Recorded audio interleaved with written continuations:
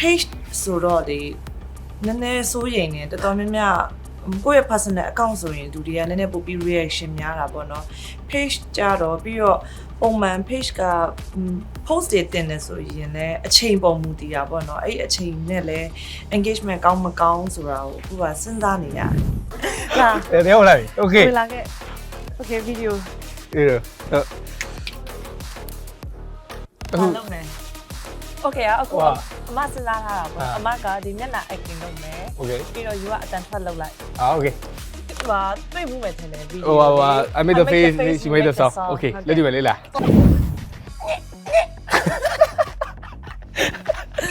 okay okay so your turn okay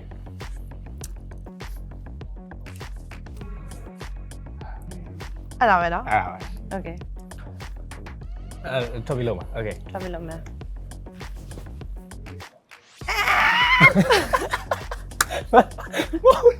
ဟိုလာစေ အဲ့ဒါပြန်လုပ်မယ်so I make the face you make the song okay ဟဲ့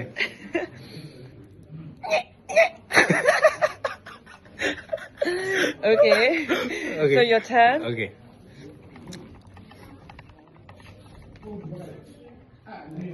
အဲ့ဒါပဲနော် อ่า okay ထွက်ပြီးလုံးပါ okay ထွက်ပြီးလုပ်မယ်